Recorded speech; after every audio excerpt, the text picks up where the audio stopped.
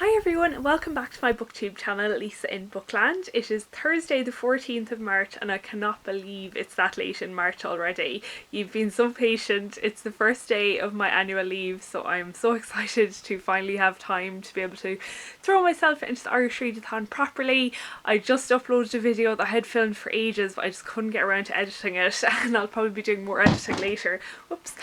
So hopefully you'll see that first Irish Readathon vlog later today. It was so exciting to put on my out of office yesterday, and yeah, I'm really looking forward to these few days off. Unfortunately, the weather is really bad at the moment anyways, so my plans really are I might just go for breakfast now. I think it's such a luxury and days off just to be able to go and have a nice leisurely breakfast out. Who knows, maybe I'll even have cake afterwards. You need to celebrate some way. But what I've been reading for the last few days really, well, I'm 78 pages into it, but it's pretty fast read, is this book White Feathers by Susan Lanigan. It follows Eva Downey. She's of school age and she's just been sent to kind of this posh boarding school. She kind of got a big quest from this women's rights activist to go to school, even though her family couldn't really afford it. I suppose she's kind of the struggling upper class, but the thing is really that she is, although the school is in England and her family lives in England, she actually they were originally from Ireland, so that comes into it. And also her family, her father is alive but he's remarried, and her stepmother isn't that nice to her, and her stepsister didn't get such a bequest to go to school, so so that caused a lot of tension there, and her stepsister isn't very nice to her, but she's kind of struck up this friendship with one of the teachers at the school, her English teacher, and you know, it kind of will eventually turn into a romance. So some people really don't like reading about that. I'm okay with it in like certain situations and not a modern situation. I suppose people got married earlier back then. It's not really a situation that you feel like she'll get taken advantage of, but yeah, people can make up their own mind about whether that's something they could read about or not. But yeah, I'm really enjoying it so far. It is a really fast read, so I expect I'll get through a good bit of this today. I may start a non-fiction later, we'll see. I may start that book about Rose, Dugdale, which is also a read for the Heiress Readathon, and so I'll leave the links to the hosts of that readathon down below. But yeah, really looking forward to just getting some proper reading time in. Also, this is how you be a proper landlady or landlord. My landlady from college in 2017, so quite some years ago, sent me this St. Patrick's Day card reminding me that we should really meet up soon for a chat when some of my previous roommates are meeting her as well. So that is how you're a proper landlord. So it's Thursday afternoon now and I'm just out for a walk after a lovely day just kind of shopping. I'm still very much enjoying White Feathers. We've now gotten into the war part, and as you'd think from the name White Feathers, there's kind of a lot of about the white feather movement in it and how that's causing the main character's difficulty, but also how the white feather movement interacted with the suffragette movement, which I think was interesting. And yeah, the romance is quite nice as well, surprisingly, and I'm just loving this kind of some LGBT themes starting to emerge as well. So yeah, this book is a bit of everything. It's a really easy quick read, so I'm very much enjoying it and a perfect start to my holidays. We let the hens free range anymore once they're under direct supervision so that there's no more fox attacks, but they love it so much, especially on a lovely day like today, and I can get some reading in at the same time. So I just finished White Feathers and I rather enjoyed this book. I'd have to say it still remained to be a really fast read, but I think just the last kind of quarter or last third of it I didn't enjoy as much as the start of the book. However, I did really enjoy when the main character and her friend go to France to be fads,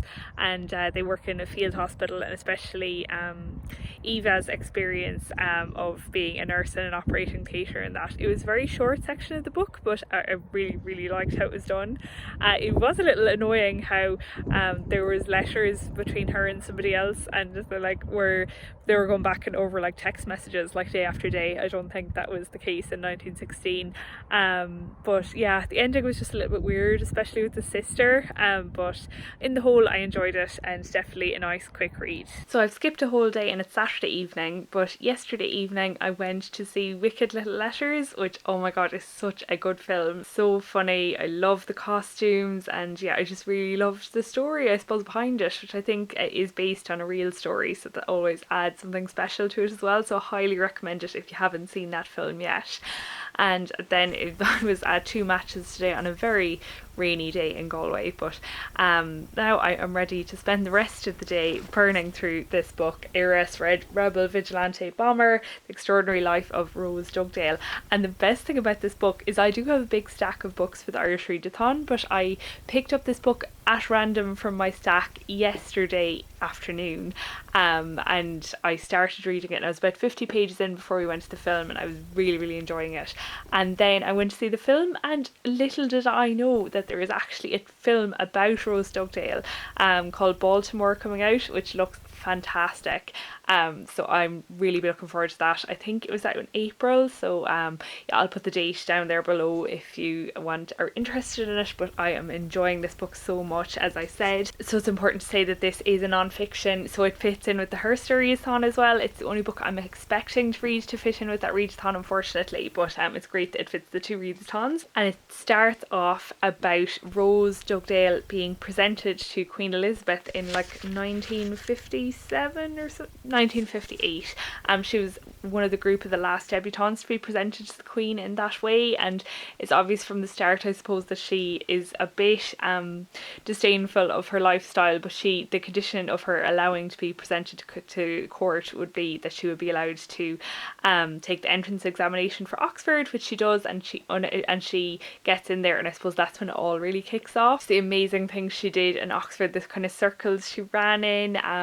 There was one lecture that was particularly influential on her, that kind of every summer that lecturer would go out to Burma and kind of give them advice to the government. So she kind of was into that circle of like third world economics from the very start, and the whole thing with the Oxford Union. And then when she comes out, it's just, I suppose, about how she'll apply her ideals, her communist / socialist ideals outside of college. And there's lots of bad stuff as well, obviously. Like, it's very interesting hearing about how the interaction she had with the IRA and that kind of side of things, but also just the loads of people she helped, I suppose, in working class London with her fortune, and that was just really amazing to read. But we're at the Rusborough house thefts already, and some of this reads like, I don't know if it's James Bond or Johnny English film, but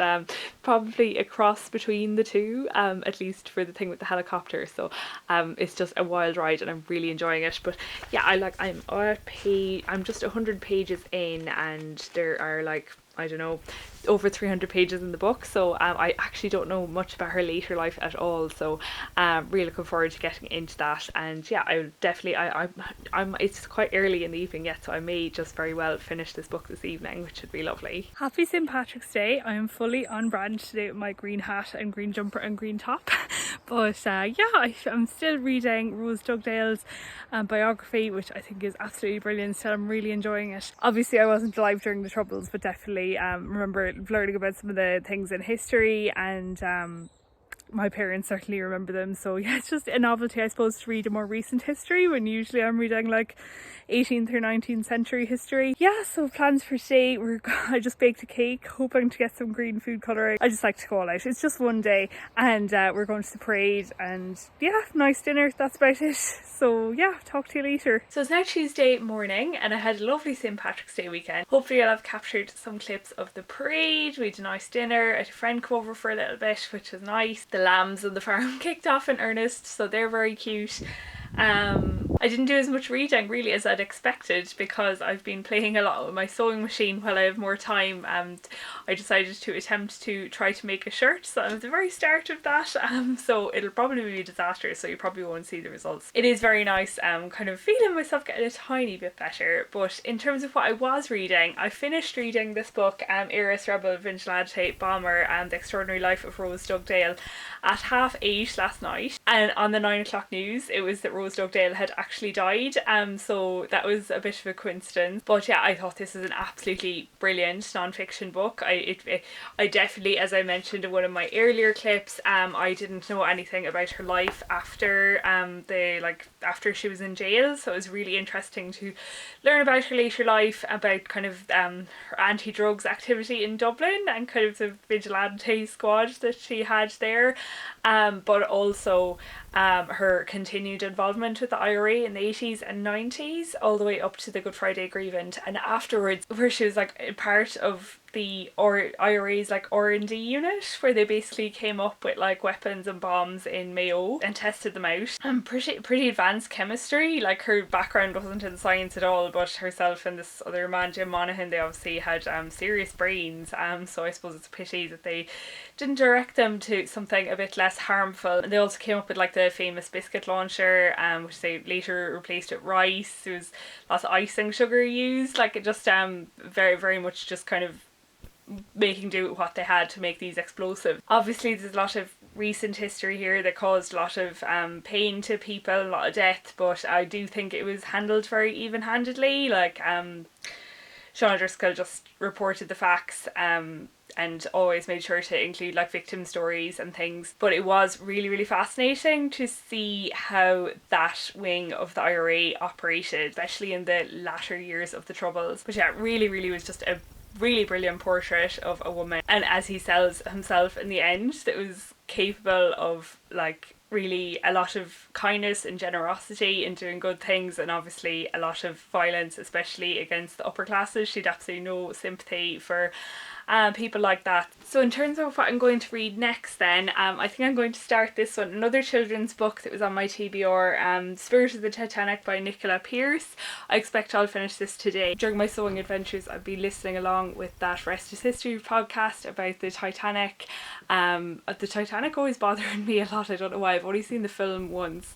I am going on a cruise later this year, so hopefully that experience won't be relevant to me at all. I'll also be heading off soon on a very exciting and unusual errand. I am in a local charity shop last week. I saw these couches for free. Like, I will obviously give them a donation that I really, really liked, so I'm going to buy them before there's even ground broken on my house. But you know, I'm lucky that we do have some kind of space to store them, so maybe you'll get a shot of those, we'll see. Very exciting pre-order arrived this morning, The Mars House by Natasha Pulley. I still haven't read the Bedlam Stacks, but you know, what harm. But very much looking forward to this. It'll definitely be a 1st of April read, I think. So yeah. Well, hello. I think there has been a bit of a gap in vlogging, unfortunately, which is fine. I've just been distracted basically. But I did manage to finish 2 books, I think, since I last talked to you. So I actually finished off Spirit of the Titanic. I think the first time I talked to you, I was talking about starting it. Yeah, I thought this was a great book, even though very sad. I actually think I would really have enjoyed this book when I was a child. I think every child goes through that phase of like being obsessed with the Titanic. I didn't like I didn't have access to like read a lot of books about it or anything, but I did, but I was always fascinated by the story, I suppose. And I remember watching the film, say I was about 12, that kind of age, and I found it so upsetting I haven't watched it since, so maybe I should go back and revisit it. The book follows Sam, who actually is killed building the Titanic. He's 12 years old, and he's a ghost on the Titanic that goes along with the voyage. So he does have kind of that omnipresent view of events. He obviously doesn't know what's going to happen, but he can go between all the different classes and things like that, and he gets attached to certain passengers, and just following their story through his eyes is very sad, obviously. And it does go all the way up to the end, so like I think I might have liked it when I was a child, but I was a bit of a morbid child in some ways, so I don't know if children that weren't that way inclined, but maybe all children are, I don't know, wouldn't be a good book for them. But yeah, if you've any history loving children, definitely this is a good book for me anyways. And then the second book was a very weird book called Wild Houses by Colin Barrett. I actually read this over yesterday and today. I didn't really know what to expect. What really drew me to pick up this book, I suppose it was set in Mayo and Ballina, which is a place I know, and it's always attractive to me. And as I think I've said before, when a book is set outside like a city, and but this is a very like small scale of book. So it follows, I think, 5-6 characters at most over the course of like 2 to 3 days. So I thought it was really well written. I really enjoyed the writing style. Yeah, it was just very contained. But like the characters, I absolutely loved some of the characters, especially the main character, Dev. He lives by himself because his mother died, and he is kind of involved a little bit with his cousins who deal drugs basically, and they end up kidnapping this other guy and bringing them to Dev's house, and so there's that plot with the guy that was kidnapped, whose name is Doll. His girlfriend is kind of, it's her point of view that's told as well. So in a way, like, not a huge amount happens in this book, but it's just really about the interactions between all of these people over the course of this kidnapping and the kidnapped guy's mother. But yeah, I just found Dev a really fascinating character. He's very, very big physically, not overweight, just like very tall, very big hands. He has to buy his shoes from Norway because he can't get any of his size in Ireland, and he was bullied a lot for that in school. So it's kind of, yeah, I suppose he's just kind of defying what you'd think about him from the way he's described. So he was just a really interesting character, and the way he thought back at his mother. And a lot of people in this book are kind of haunted by their past or by dead relatives. So yeah, a very strange book, but definitely an interesting one. And I know this is Colin Barrett's first novel, but he's wrote loads of short stories, and because I did like the writing style so much, probably more so than the storyline, I definitely would be interested in picking up one of his short story collections. It says that one of his collections was made the New York Times 100 Notable Books of the Year, and was a book of the year in Oprah Daily and the Irish Times. So yeah, definitely sounds like it might be worth at it. But yes, I think I am going to close this vlog here. In case anybody was wondering, I was a bit distracted by my sewing adventures. I did have to unpick this several times, which, you know, did take away from my reading and vlogging time a little bit, but it is starting to look a bit like a shirt. So yeah, that's very exciting. I'm really enjoying it, but I know when I go back to work on Monday I won't really have enough time or patience if something goes wrong to like unpick it again and start. So I wanted to get the first thing I made out of the way in my holidays. But yes, it's Thursday evening now, so I'm going to watch The Apprentice. Anybody that lives around this part of the world probably knows it. It's a Thursday night ritual, and I actually am dog sitting tomorrow and Saturday, so I have some reading plans for that, which you'll see in a separate video. So thanks for following along in this vlog, as short as it ended up being in the end, I'm sure. And yeah, thanks for listening, thanks for watching, and I'll see you in my next video.